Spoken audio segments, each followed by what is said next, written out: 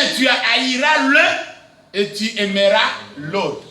Un jour, un vieux m'a dit que, puisqu'on parlait de la polygamie chez nous en Afrique, c'était aussi en Afrique, il m'a dit quelque chose, il dit, on discutait un peu, puisque c'est un vieux prédicateur aussi, il dit, mon fils, j'ai compris une chose dans la polygamie, puisqu'il était aussi polygame avant et après, il s'est repenti, il a dit au revoir à quelques femmes qu'il avait.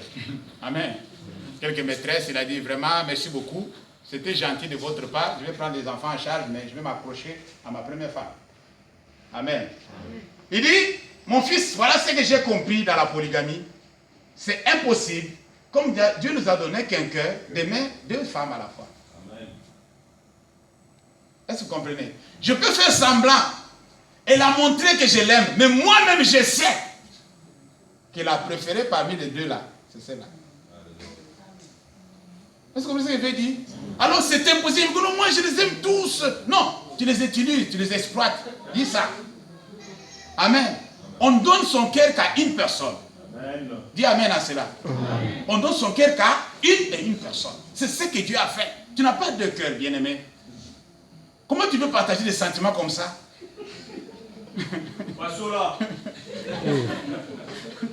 Amen, chrétien. Est-ce qu'on est ensemble? C'est impossible de pouvoir s'accrocher à deux. Et il y a ceux qui vont même jusqu'à 3. Chez nous, les musulmans, on dit que non, vraiment, tu peux avoir même 5, c'est pas grave. Mohamed a permis. Il dit le 5, là, tu vas utiliser le 5. Tu es content d'avoir 5 femmes et les aimer. Il dit oui, il dit non. Amen. C'est possible, c'est pas possible. Oh non, le Coran nous permet d'avoir même 5-6 femmes, au maximum 6. Amen. Je dis au maximum 6. Mais les autres hommes là, ils vont voir quoi? Toi, tu as tout pris pour toi, mais les autres là. Amen. Tu es égoïste?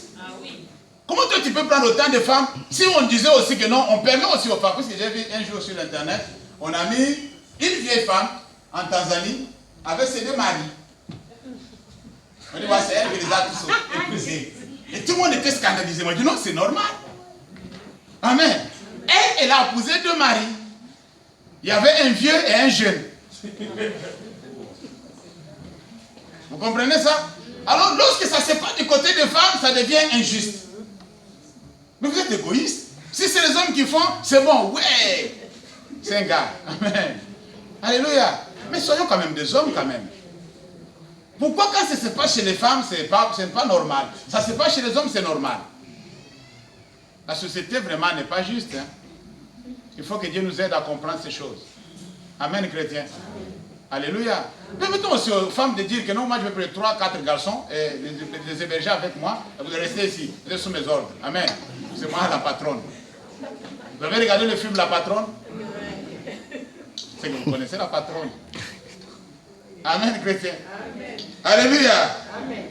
Amen. Il est impossible d'aimer Dieu et le monde en même temps. Tu peux faire semblant d'aimer Dieu au moment où tu aimes le monde. Puisque le monde est trop visible et trop proche de nous. Amen. Ça nous influence facilement. On est en contact avec le monde tout le temps. Et Dieu est invisible. Parfois, tu oublies que Dieu est là. Mais écoute ce que la Bible dit. Hébreux, chapitre 11. Verset 6. Bible de lui être agréable. Car il faut que celui qui s'approche de lui croit que Dieu existe et qu'il est le rémunérateur de tous ceux qui le cherchent. Parole du Seigneur. Bien aimé, écoutez ce qui se dit ici. Vous allez comprendre ce que je suis en train de dire. Car il est impossible de lui être agréable si nous n'avons pas la foi. Amen. C'est-à-dire, si tu n'as pas cette semence-là, lui avec toi, ça ne peut pas marcher. Quelque chose qui est agréable, c'est quelque chose qu'on approuve, qu'on accepte. Amen. Quelque chose qu'on s'accroche. Quelque chose qu'on doit être toujours en contact avec. Puisque c'est agréable. Amen. Ça me fait du bien. Vous savez, une musique qui est agréable, tu vas toujours t'accrocher. Sur ton iPhone, ça sera toujours cette musique-là qui chante. Chaque fois que tu es dans le métro, tu es comme ça. Amen. Puisque c'est agréable. Amen. C'est bon. Tu n'arrives pas à te séparer avec la chose. C'est ça. La Bible dit que sans la foi, il est difficile de lui être Il est impossible plutôt de lui être agréable. D'abord, pourquoi? Puisque la personne qui s'approche de Dieu, oui, il est invisible, tu veux me dire ça, c'est bon. Mais la personne qui s'approche de Dieu, quel que soit le moment, quel que soit le temps, quelle que soit la période plutôt, il doit savoir que Dieu existe. Amen. C'est ça le premier pas. Est-ce que tu crois qu'il existe? Alléluia. Amen. Est-ce que tu crois vraiment qu'il existe? Ça, c'est le premier pas. Pour lui être agréable, accepte qu'il est là. Et tout le monde qui sait que Dieu est là, il ne peut pas faire des conneries. Vous savez ce qu'on appelle conneries? Puisque tu sais qu'il est là, même si les autres ne sont pas là. Amen. Amen, chrétien. Amen. On ne peut pas être là avec toi. Ta femme n'est pas à côté de toi. Ton mari n'est pas là. Mais comme tu sais que Dieu est là, tu t'arrêtes un peu et tu dis, qu'est-ce que je suis en train de faire? Mais il est là. Amen. Amen. Tu dois croire qu'il existe. Quand tu crois seulement qu'il existe, tu vas le craindre jour et nuit. Amen. Amen. Alléluia. Mais à un certain moment, comme tu es peut-être, comme on dit chez nous, tu es dans la cuite. Vous voyez ce qu'on veut dire? Tu es un peu ivre, un peu, pour un moment. Tu oublies un peu que non, Dieu existe. Tu commences à faire n'importe quoi. Après, tu dis,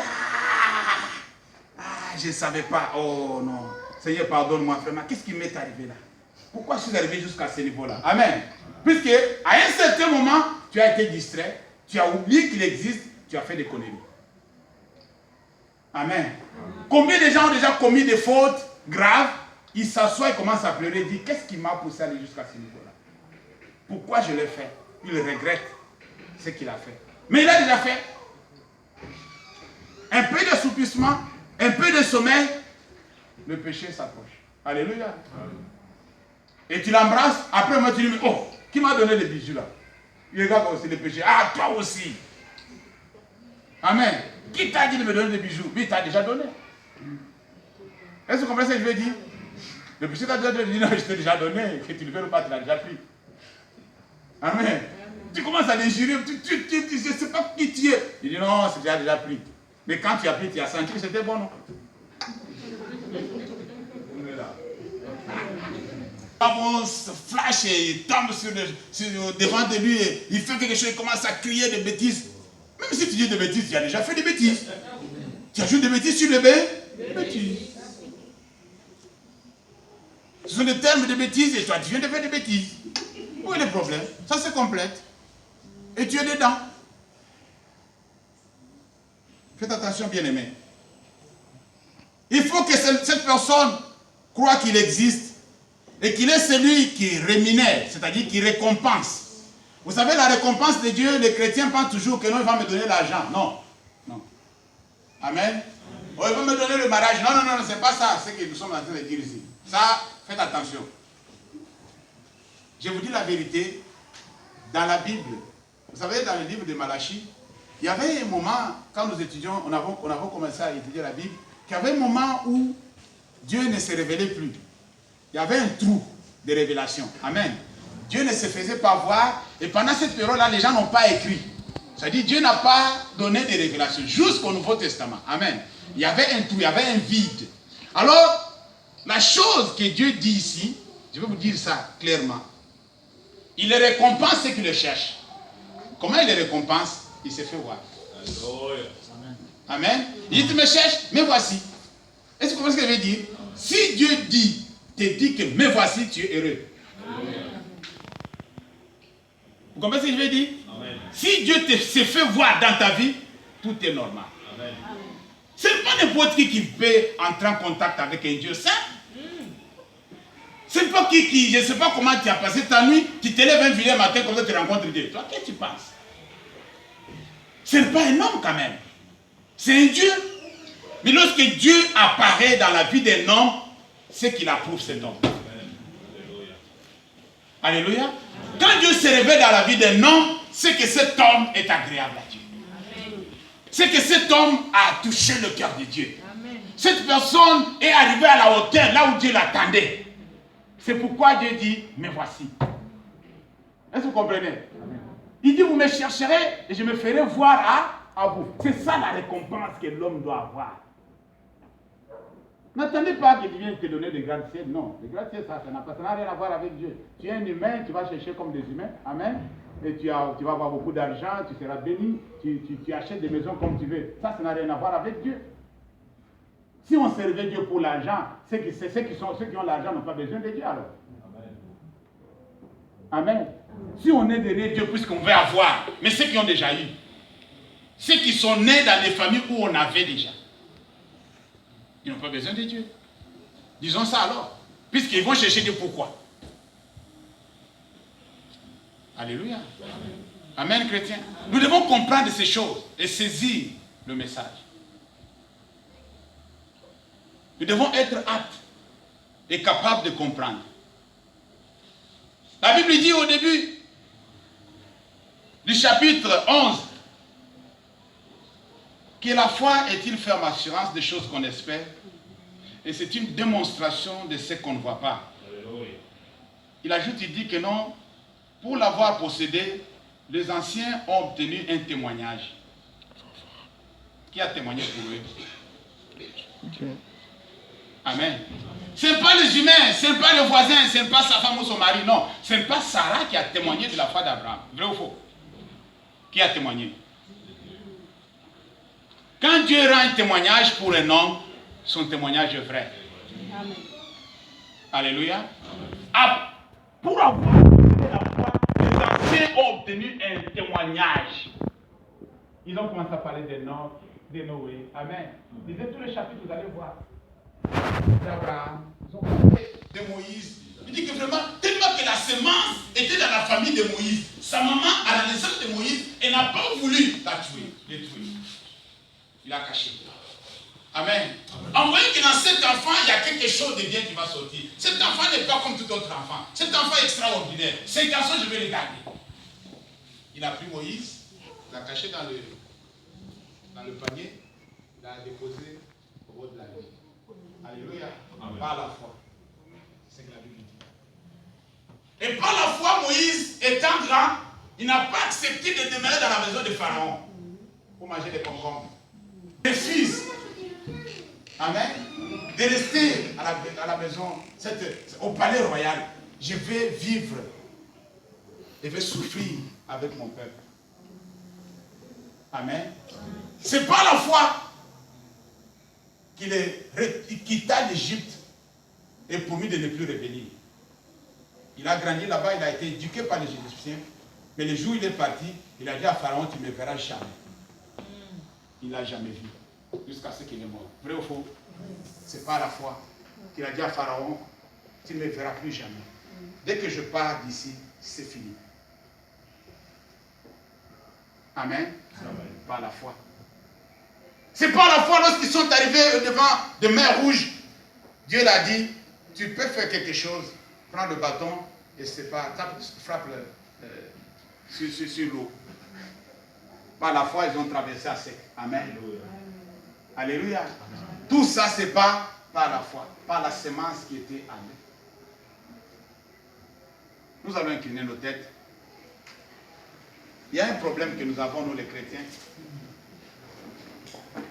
Nous avons ce qu'on appelle la manque de foi, la petite foi ou peu de foi. Amen. C'est différent.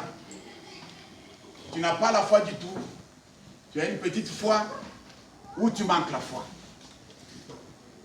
Tu vas prier pour toi-même, bien-aimé. Ce n'est pas pour rien que tu es venu adorer Dieu cet après-midi. Ce n'est pas pour rien que tu es venu pour pouvoir écouter la parole de Dieu. Il faut que cette parole puisse avoir de l'influence dans ta propre vie. Il faut que tu sois influencé par la parole. Il faut que ta vie puisse suivre le cheminement de cette parole. L'alignement, comment Dieu est en train de préparer les choses. Il fallait que toi aussi tu puisses adhérer facilement. Il ne faut pas qu'il y ait des choses qui t'empêchent à pouvoir avancer avec Dieu. Tu vas incliner ta tête, tu vas prier. Selon que tu as écouté la parole avant que je prie pour vous. Prions au nom de Jésus. L'Éternel est pour ta grâce. Seigneur, il t'a plu encore une fois de nous interpeller et de nous faire voir Ce que tu veux, c'est notre Dieu pour nous, c'est avoir la foi. Une foi, mon Dieu, mon Créateur, inébranlable. La foi qui est, c'est notre trou de racines, mon Dieu, mon roi. La foi qui trouve l'air éternel. Et notre Dieu, je recommande ces enfants entre tous ceux qui ont une petite foi, mon Dieu, mon roi, que tu leur donnes encore une fois la foi qu'il faut pour pouvoir, c'est notre Dieu, grandir, pour pouvoir avancer, pour pouvoir s'approcher, pour pouvoir demeurer, pour pouvoir, c'est notre Dieu, vivre avec toi. Et c'est pour la gloire et l'honneur de ton Seigneur. Sois béni, l'Éternel, notre Dieu. Sois bon. L'Éternel Dieu d'amour, nous te disons merci pour ce message que tu nous as envoyé cet après-midi, pour nous encourager à continuer, à avancer avec toi de par la foi. Seigneur, tu es celui qui nous a appelés d'aller de succès en succès, de progrès en progrès. Ce que nous sommes aujourd'hui, mon Dieu, moi, ce n'est pas ce que nous serons demain. Voilà pourquoi nous te demandons de pouvoir encore une fois, comme l'avaient dit les disciples, augmente-nous la foi. Permets à chacun de nous, mon sauveur moral, d'avoir la foi nécessaire, de pouvoir l'aider à faire le bonhomme de chemin avec toi, sans crainte ni tremblement. Et que personne, mon Dieu moral, de tout ce que tu as touché cet après-midi, ne puisse reculer, mon Dieu moral, regarder en arrière. Car la Bible dit, qui met la main à la charrie et regarde en arrière n'est pas digne du royaume. Seigneur, nous voulons tous, mon Dieu moral, adhérer. Nous voulons tous, mon sauveur moral, entrer. Nous voulons tous, mon Dieu moral, être accueillis au sein d'Abraham. Nous voulons tous jouir, mon Dieu moral, à la noce de l'agneau. Permets encore une fois que ton peuple soit c'est notre Dieu choisi. Et c'est notre Dieu élu. Soit c'est notre Dieu mis à part afin de pouvoir accéder à cette gloire éternelle. Dans le nom puissant de Jésus, nous avons ainsi prié. Et le Saint dise Amen. Amen.